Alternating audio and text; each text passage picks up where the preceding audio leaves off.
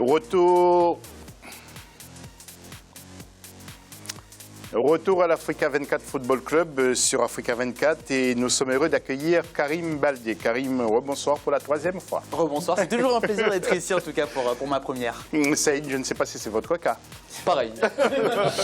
Et Roger Itoto. Roger, bonsoir. Bonsoir José.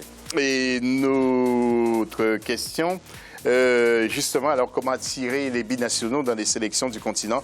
Vous intervenez sur nos réseaux sociaux, mais aussi @africa24tv.com. Ligue des champions en Europe, le suspense total.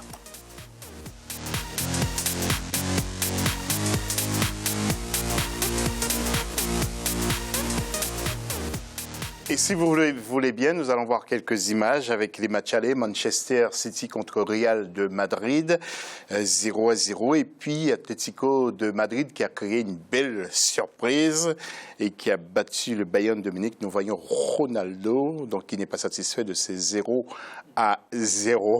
Et puis Atlético de Madrid qui a battu le Bayern 1-0. Mais j'ai l'impression qu'Atlético de Madrid a fait une très mauvaise chose en gagnant à l'aller, parce que le retour, ça va être infernal. Alors, avant de vous retrouver, messieurs, nous allons écouter le défenseur de Manchester City, que vous connaissez très bien, je ne dirais même pas son nom, vous allez le voir, écoutez ce qu'il dit. Je pense qu'ils ont très bien tenu le ballon, ils ont essayé de nous mettre en difficulté, ils l'ont fait sur les coups de pied arrêtés. Maintenant, on a eu la chance d'avoir un grand joueur. On a eu le mérite aussi de défendre en équipe, d'être solide, de ne pas concéder de but. On sait que c'est important, le but marqué à l'extérieur, et aujourd'hui, ça termine par un 0-0. Bien sûr, on aurait aimé gagner le match. Une petite déception, mais bon, je pense que ça nous laisse espoir pour le match retour. Maintenant, on est là, personne ne nous attendait. Contre Paris, personne ne voyait passer. On a fait ce qu'il fallait pour passer. Maintenant, comme j'ai dit, on croit en nous. On a espoir. On sait qu'on a une équipe de qualité. On sait qu'on peut gagner contre n'importe qui. Si on continue à rester solide, on sait qu'on peut mettre les équipes en difficulté. On l'a fait à Paris, donc pourquoi pas à Madrid. Voilà, nous allons voir le tableau de ces matchs retour dès ce mardi 3 mai. Bayern de Munich contre l'Atlético Madrid. C'est Bayern qui reçoit. Tout à fait. Oui, on est d'accord. Et donc le Real reçoit aussi. Voilà, exactement. Alors, Karim, j'ai l'impression que ça va être infernal pour certaines, déjà pour l'adversaire du Real, Manchester. Allez-y. Ça va être chaud. Ça va être chaud. Les deux matchs vont être extrêmement attendus, extrêmement serrés. Ouais. Alors, je reviens sur ce que tu disais tout à l'heure par rapport à l'Atlético, comme quoi ils ont peut-être mal fait de gagner à l'année. Bon, ils ont bien fait de gagner. C'est mieux que de perdre. Oui, mais en Allemagne, ça va être redoutable. Ça va être redoutable, mais au moins, ils n'ont pas encaissé de but déjà à Vicente Calderón. C'est déjà une très bonne chose. Et quant au Bayern, alors, je pense que le Bayern a largement les moyens de retourner la situation. Ils ont une armada offensive exceptionnelle. Le problème, c'est que c'est un peu difficile de les juger parce qu'on l'a vu le week-end dernier contre Gladbach où ils ont fait un partout alors qu'ils auraient pu être sacrés. Et vous l'appelez Gladbach, c'est pas Mönchengladbach. Ouais, si, mais c'est trop loin à dire. Donc moi je vais dire Gladbach, au moins je suis sûr de ne pas me tromper, de ne pas fourcher. Ouais, écorcher le nom. De ne pas écorcher le nom. Mais en tout cas, c'est vrai qu'on a vu la performance du Bayern là récemment. On ne sait pas s'ils se préparent pour le match donc, de Ligue des Champions qui arrive, ou bien si c'est une vraie descente, on va dire une vraie baisse de régime du Bayern de cette fin de saison. Ouais, mais Karim, c'est parce que vous connaissez vraiment très mal les Allemands. Saïd. Ah non, je sais de quoi ils sont capables, hein, ça c'est sûr. Mais bon. Oui, sur ce match-là, on pouvait, dès le but encaissé par le Bayern, on pouvait éteindre la télé. On savait déjà d'avance que quand l'Atlético Madrid se met à défendre et à se replier à 10 derrière et à verrouiller, on sait que c'est quasi impossible de leur mettre un but chez eux comme ça. Donc ça va être difficile pour le Bayern. Il va falloir en même temps prendre des risques sans encaisser de but, donc c'est compliqué. Oui, Roger, rapidement. Et ce qui est par rapport à Atlético Bayern, ce qui est très intéressant par rapport à l'équipe d'Atlético, le Bayern ont presque le même jeu que Barcelone.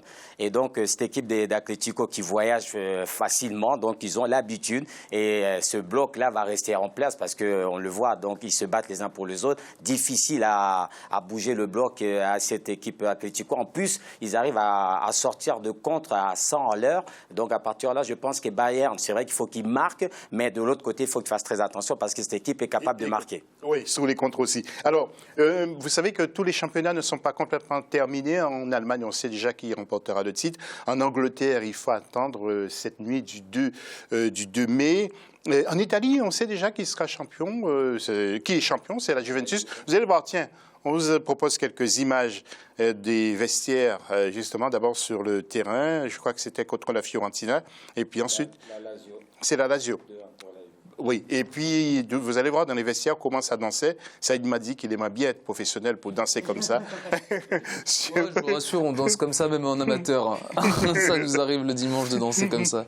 Ouais. Et puis tiens, un ancien de la Juve et de l'équipe de France, il est attaquant, c'est David Trezeguet. Écoutez ce qu'il dit.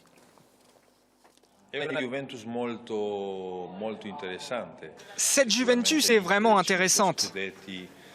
5 Scudetto de suite, c'est une grande réussite. Le crédit en revient aux joueurs et à l'entraîneur. Je pense que cette équipe entre dans l'histoire aujourd'hui. Bien sûr, n'importe quelle équipe qui gagne 5 fois le championnat est dans l'histoire, mais cette saison, la Juventus s'est vraiment montrée la plus forte, et de très loin.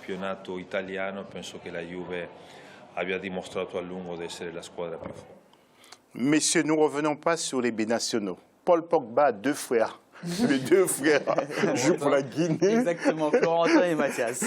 C'est Paul qui a fait gagner justement la Juventus. En tout cas, il a été l'un des grands artisans de cette saison, comme la saison dernière, mais il était l'un des grands artisans. C'est lui le maître à jouer de cette équipe. Et au début de saison, c'était compliqué parce qu'il devait endosser ce rôle de numéro 10. On a vu le départ de Pirlo.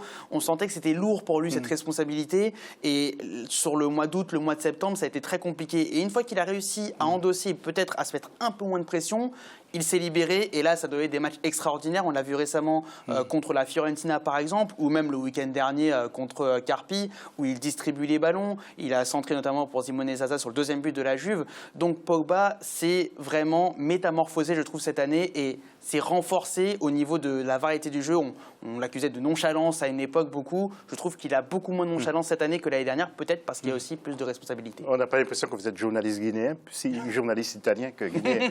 Saïd. Ouais, je suis d'accord avec lui. Quand vous perdez dans la même saison Pirlo et aussi on néglige, on l'a pas cité, Vidal, qui faisait un travail extraordinaire au milieu de terrain, c'est difficile d'entamer la saison comme ça. Donc il y a eu un temps d'adaptation, il a fallu redoubler d'efforts et il a aussi bénéficié de l'explosion de Paulo Dybala.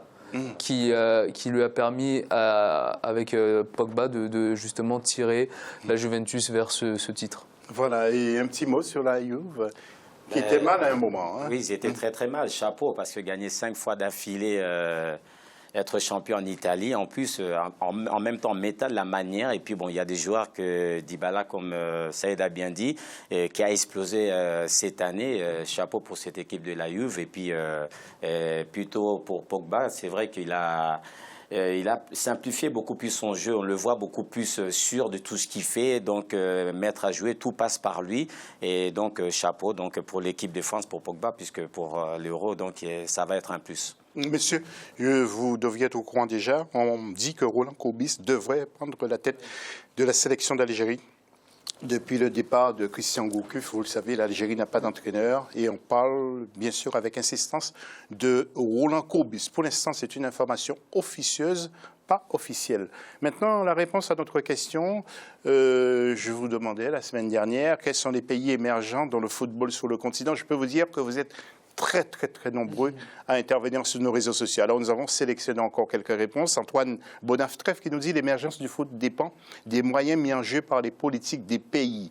Il y a aussi Idriss Toué qui nous dit que les aigles du Mali sont les meilleurs dans toutes les catégories. Toutes les catégories. Pas tous, hein. Toutes les catégories. C'est au féminin. Et François Mouchapa qui nous dit c'est la RDC tant en club qu'en équipe nationale. On a l'impression eh bien, que François Mouchapa, c'est un pseudonyme de Roger Toto. Et puis Toussaint, l'ouverture Bonpoukou Tombi qui nous dit eh bien, que la Côte d'Ivoire le Cap-Vert et l'Algérie sont puissants.